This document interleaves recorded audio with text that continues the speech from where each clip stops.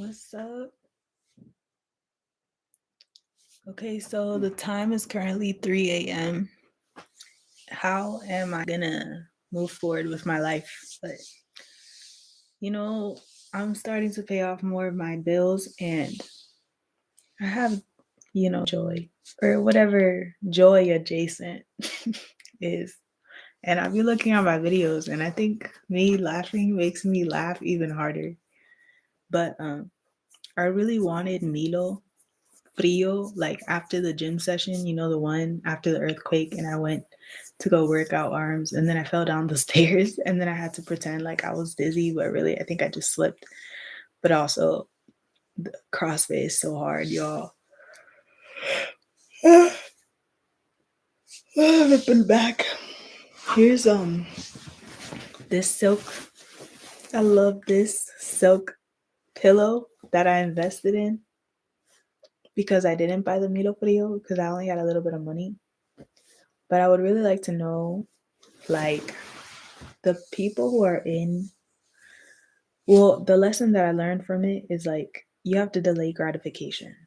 Okay. And in my abstinence walk and my sexual journey as a woman, even though it's awkward, not really being intimate or choosing not to be intimate, because I was watching a podcast that I really liked about a woman who was an escort and she's getting paid. And getting paid, it just turns me on, honestly.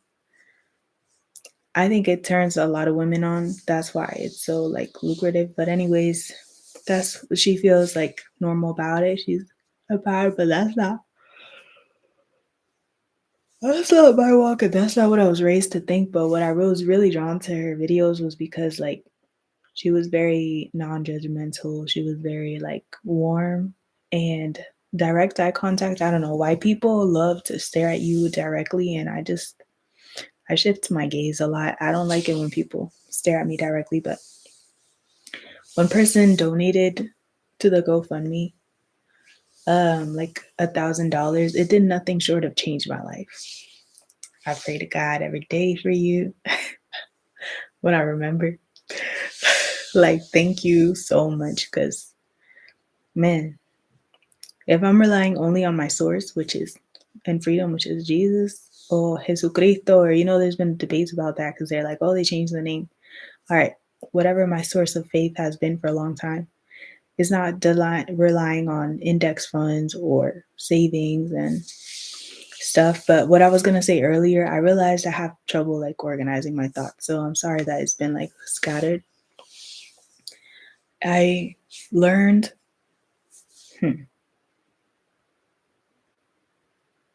I forgot.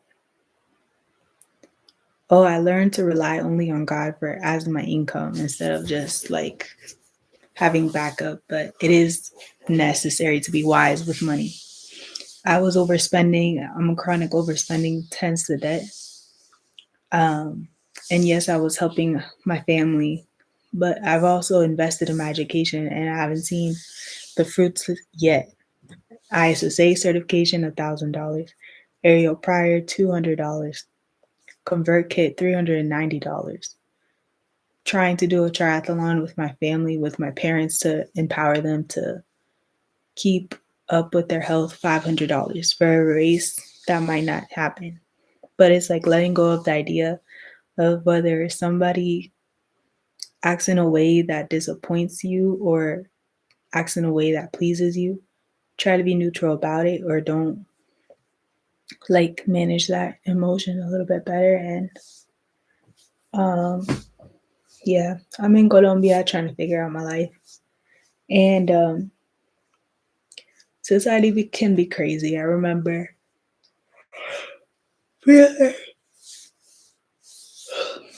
feeling inferior because of my skin color. And when the earthquake happened, it did give me the gift of seeing my radiance in the darkness. I saw the whole galaxy of stars.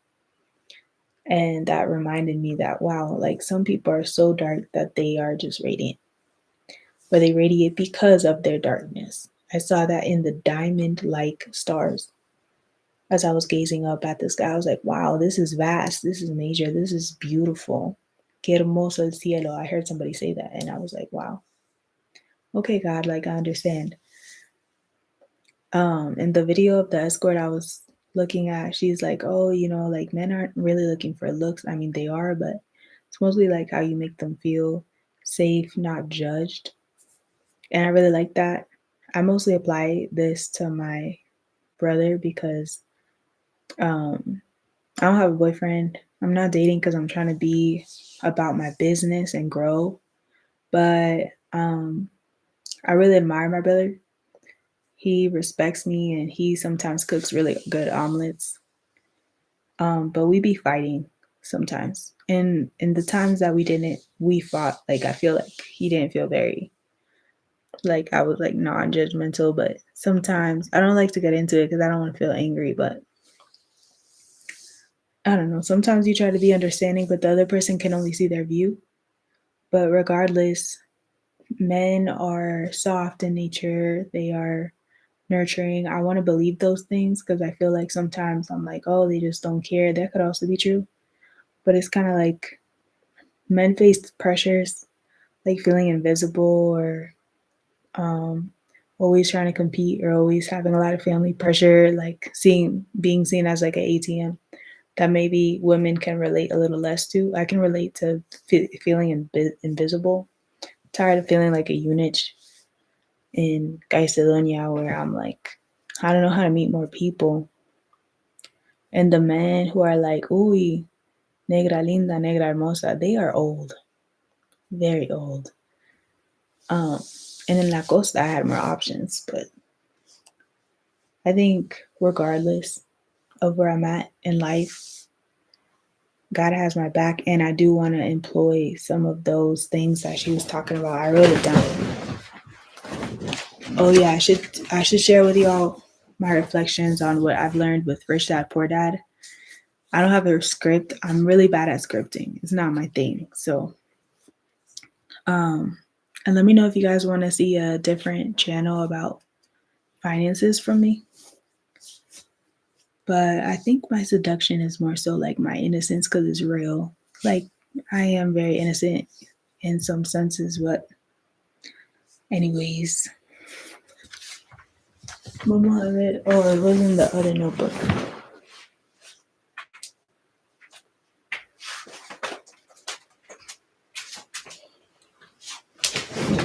Oh, okay. If you want to be rich, be grateful for what you already have. Value it. I want to take the time today to value. I had gomitas today. Like they sell gummy candy for like 100 pesos, 200 pesos, and I had enough for it today. I had enough for a bag of chips. This is just really important to me. In my fat girl heart, I need it. I need some type of snack. And when I don't have money for snacks, I'm kind of sad. But today I had money for snacks, especially after a hard day of not retaliating against my grandma for talking shit because I didn't have lunch when she was hungry. She's going through a Alzheimer's process, so I can't fault her. It just she hurts my feelings, and sometimes it's a lot. She said lunch isn't ready because she's here, and she doesn't remember me, so that's what makes it difficult. But men want to feel desired too. He wants to relax and feel relief. Um, I experienced this with my boyfriend, the one that I felt most accepted by. The Venezuelan one, the one with the motorcycle that used to see me with a box of pizza, that one. I genuinely liked him. His eyes were attractive to me, his muscles were attractive to me. Not only that, the way he treated me was attractive to me, and I would reinforce that when he would walk to me, I would like sometimes walk out my house just to meet him. I would have like lemonade ready because I was so excited. I would be waiting for him because I was anticipating. That boyfriend, he really taught me a lot about um my own pleasure, seduction, and also he accepted me for who I was. Like I would go out with my afro, and I have a picture of him just hugging me with my afro, and he didn't require nothing of me. He just saw me. I was the girlfriend of another man, and he just saw me, and he started talking to me, and he looked at me with stars in his eyes, and I don't know. He would hold my hand. Some loves you just never forget, and it's hard to let go of. He's still in Venezuela, I think, but it's like And I moved away from that house, which is crazy. Like I moved away from the house, but he's still in my heart and in my mind. I'm really grateful for the experience that he gave me to be seen as a attractive woman, as somebody to be protected, as someone who wanted to be with long term. And I kick myself today because he even presented me to his mom. I feel like if you get introduced to your family, then I kind of took advantage, like, because I was like, oh, I'll just find something better. No, it's like very feast or famine out here in these dating streets. So when you meet somebody de valor like he was, I wish I would have like valued it instead of just like, oh, I'm going to the US piece. Because he taught me a lot and he was careful about my feelings. Yes, there was negative sides, but like we both had tempers. Everything happens for a reason, but I hope I can recreate that. Take the memory with me, but not the pain. Take the memory with me, but not dwell on it or think that's like top notch. In the next relationship I have, it'll be with somebody who cares as me like that much and more, and I'll be able to care for it. I'll know it's the right one when I'm able to like nurture it. If not, I won't waste time. But I'll also be well provided for and I also provide well for myself. But yeah, I wasn't having sex with that person. That's why I know like men just like feeling desired as well. And he would always be like, man, I feel like when I'm with you, all the stress melts after work. So yeah. Um with Suitor, okay, you can build tension. Like we would also text back and forth. Like I'm replying what she was saying in the video to my real life. You can text back and forth. Like, hey, I miss you. Come over. I can't wait to see you. And you can add like more spicy stuff. Like don't text them like, hey, how are you? Say um like I can't wait to do X, Y, and Z with you, or somebody said something. I don't have comebacks in the back of my mind. I wish I had it, but like it's like, oh, haha, like what would I say to turn somebody on? I'd be like, oh, you like it like that? Or something, turn them on, like make the conversation interesting. Um, but I really liked her view on men. They're like most men, they're nervous, they're tender. It reminds me of the guy in Colombia that cheated on me, but he was very tender. He also accepted me. They are showing they're deeply respectful, so they don't want to like violate your boundaries. Like the Mexican guy that I dated, he was kind of like nervous. He was a virgin. I was a virgin. We didn't do nothing to cross that line, but he was nervous. Um he was waiting for my consent, and which is beautiful. And I think a lot of men do have that, including in my family. They have models of that respectful behavior, and I don't think they get enough credit because there's a lot of creeps. But there are the men that make you feel like people, not women, not attractive or ugly women, just a person with value and potential. And I've only felt like that with my boss and with a um, a business that I support, a smoothie business that I support. Those men really top tier. They talk to you eye to eye like you're a person. Or also a coach that I had. They talk to you as if you're a person. It's not like they recognize you're a girl, but they don't treat you like try to get with you. They're not playing games. They're just being very kind. That type of feeling I didn't even know I was missing.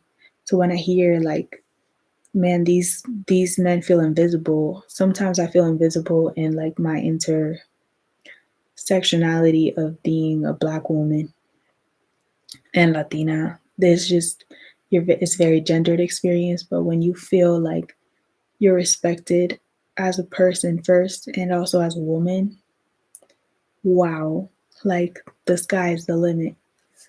So maybe I need to work on this respecting me a little bit more. So keeping promises to myself, keeping deadlines.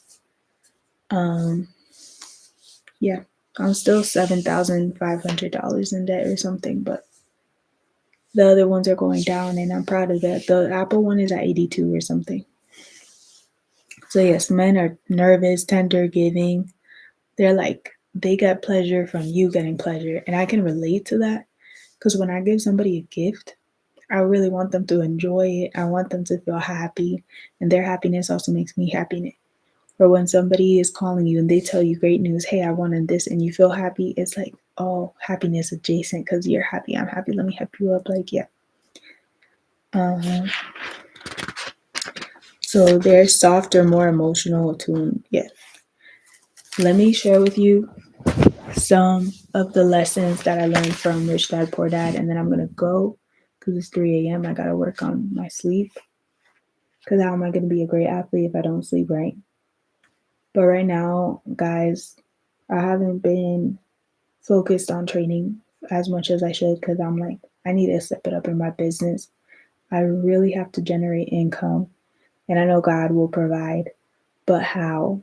Should I wait and let Him do His thing? Should I walk in obedience and serve my grandma, like the widows, like the orphans, forgive, let go of resentment, let go of jealousy? That's a big one for me because I felt inferior to white women, and when I was going through my colorist experience and everything, well, I realized that